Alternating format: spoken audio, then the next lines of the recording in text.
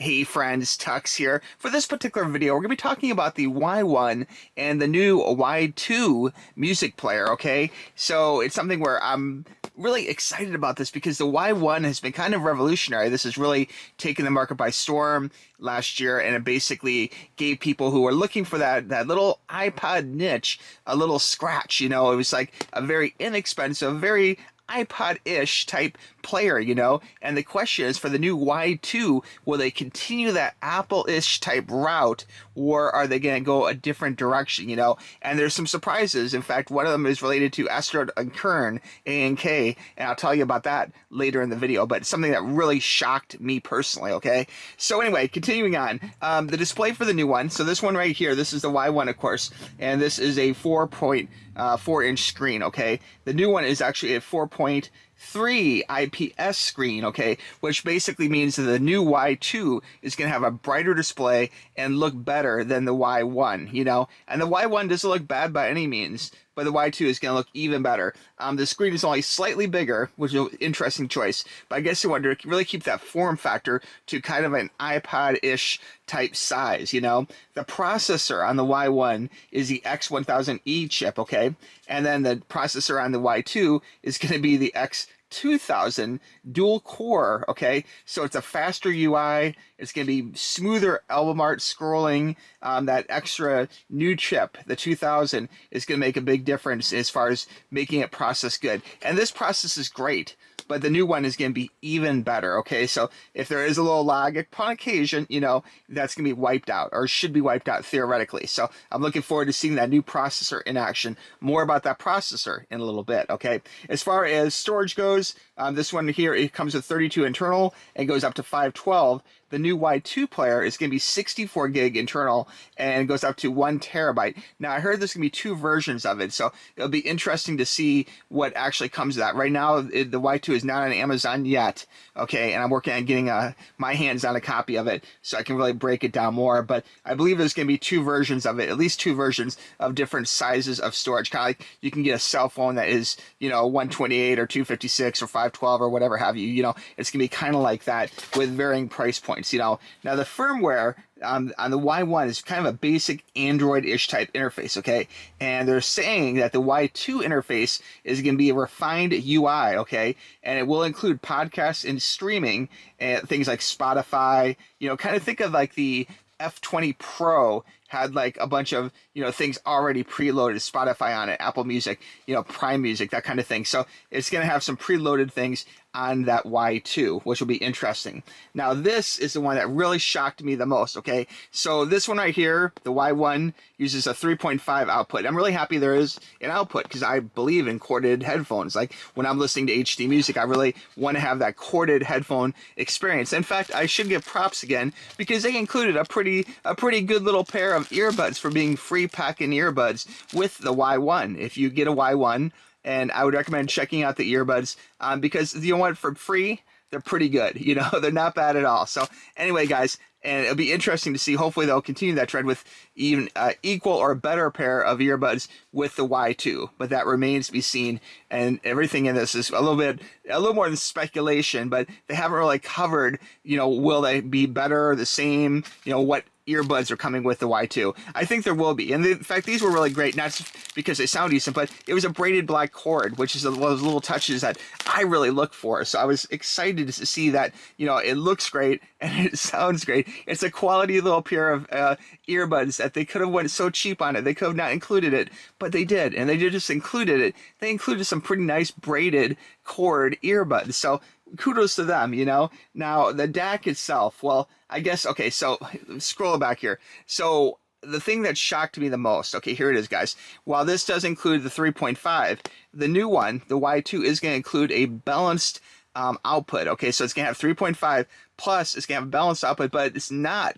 No, it's not going to have 4.4. They decided to go the route of having the seldomly used, I think the only time I've seen this used is on ANK, Astel and Kern DAPs, their higher end DAPs, is a 2.5 millimeter balanced output. And just to give you a visual here, so this is my alpha from Astel and Kern, okay? So we have the 4.4 is the big one there, okay? We have the 3.5, and this little teeny guy right here is 2.2. You can just see that little hole there, okay? Very small hole, very, very small. And that is what they're going with. So they'll have a 3.5 and a 2, okay, 0.5, which is really odd choice, okay? Because when you think of like balanced outputs, like most people already have, you know, the 4.4 cords and earbuds and different things, you know, in-ear monitors or whatever, but the 2.5 is not as commonly used of a form factor. In fact, out of all my DAPs, and I have a lot of DAPs, okay, this is the only DAP I have, this Astor & Kern Alpha, which is a premium high-end DAP with a built-in amplifier. That's why it's such a chunky boy there. It's like it's got an amp built into it, which this sounds amazing.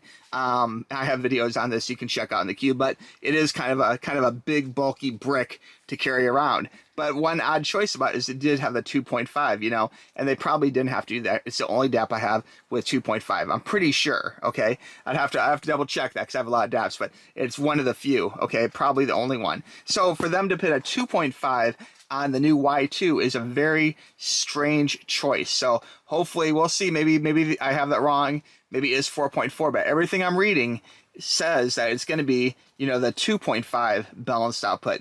So very, very odd. Okay, continuing on. Sorry to go on a rant about holes, okay, but that was surprising, okay. As far as DACs go, okay, so the Y1 uses the E, okay, and that's a 59219C chip. Make sure I got that right. ES921C, okay. Don't want to misquote myself here. And the new one actually includes something better. It's the ES9219MQ chip, okay? Oh, wait, strike that. Chips, two, as in two chips, which is good. Okay, so that should have improved, you know, sound and dynamic range. And this doesn't sound bad. This doesn't have bad dynamic range, but it should be even better, okay, with that new, you know, dual, you know, two better chips in it, which is great. Battery life, I personally have never had a problem with battery life. People ask me that a lot. They're like, hey Tuxx, what's the battery life? You know, I get it, but I use them on flights and things, and I don't really have a problem with battery life. This claims that it's 20 hours playback. I think that maybe would be possible if the volume wasn't up all the way, and depending upon the type of file format you're using can affect the playback time as well. But they're saying the new one will go 28 hours playback, okay, which is pretty good. And we'll have the faster USB-C charger, which is really good too. So kudos to them for that. The build quality, okay. The Y1 has a plastic shell, and I like this a lot. It looks very aesthetically pleasing. But the screen, one complaint, okay. The screen, it feels like it's thin plastic, and when you touch it, it kind of like has a little bit of like a wobble, kind of. Like you can push it in the plastic. See how that kind of shines and glistens there if I press it in? Okay, so that's unusual. I'd prefer a harder plastic, or like every other DAP I have, glass. Okay, plastic or glass. And this one here is a very thin, very flexible, mobile piece of plastic. Okay, again, love his DAP. And I'm sure maybe it has to do with cost cutting, maybe it has to do with weight, maybe even it has to do with ventilation somehow. But I wish I had a more firm screen, okay, just to give it that quality feel. So we'll see what comes of that with the new one. But the new one, this one is plastic shell. The new one is aluminum alloy frame with a glass back, okay? So I'm hoping the front has a nice glass front or something too. But all in all, that sounds great. So I am pumped about that. It should be an amazing build for sure. Connectivity, this uses Bluetooth 5.0, and the new one is going to use Bluetooth 5.3, okay? And it does have the aptX aperture in it too, so that's going to be good. aptX, okay? And then extras, I mean, this one here is a basic EQ folder for playback, that kind of thing.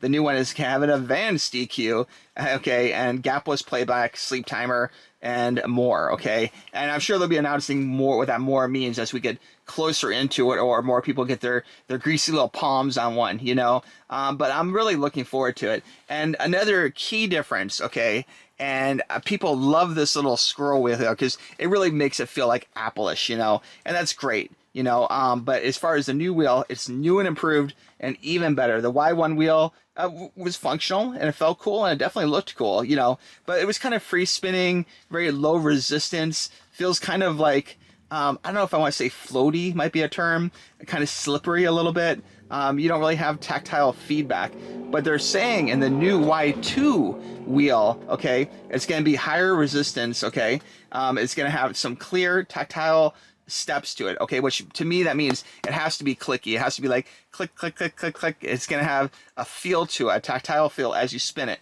which will be great. I mean, I'll believe it when I do it. I have to like touch it to get the real feel for the wheel. I'm really picky about my scroll wheels and my Japanese volume knobs and everything. So it'll be interesting to see how it does, but I think it should be cool. You know, I have faith they're going to get this one right for sure. Okay.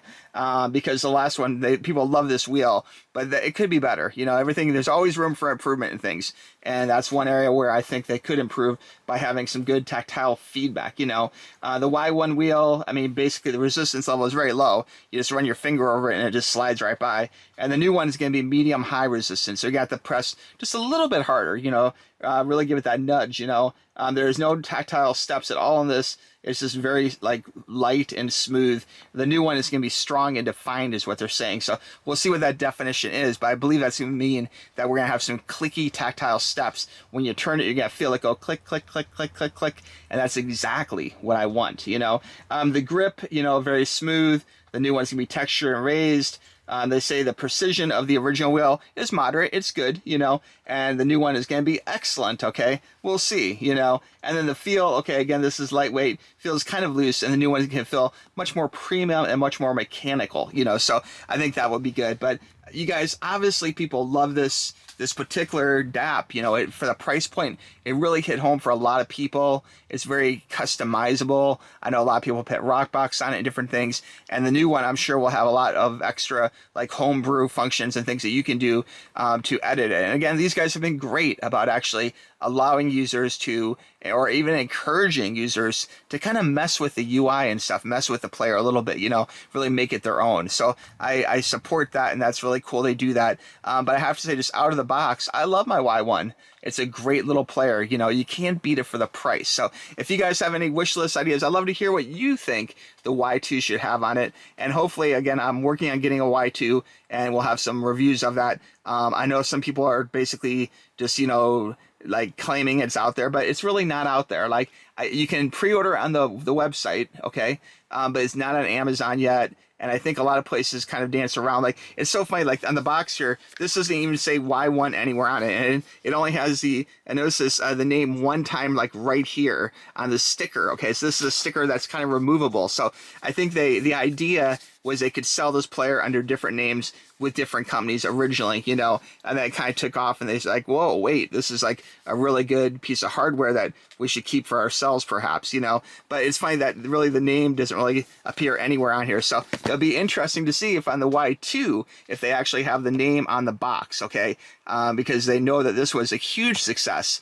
And the fact that the Y2 is coming out is, you know, even more proof that they want to really dominate in this budget DAP category, you know, and it'll be interesting to see how this compares, you know, how does Y2 compare to other, you know, similar DAPs. Like if you look at the stepping stones of like Surfans, the F20 Pro is an amazing machine, and I really can't wait to compare the Y2 to the X20 Pro. It'll be a really interesting battle of which DAP is better, you know, both in quality and price. So anyway, guys, hope you have a good one. If you have any questions, reach out to me, tuxtoys@gmail.com. You know I'm here to help, and I can't wait for a Y2, okay? We'll talk to you soon. Bye-bye.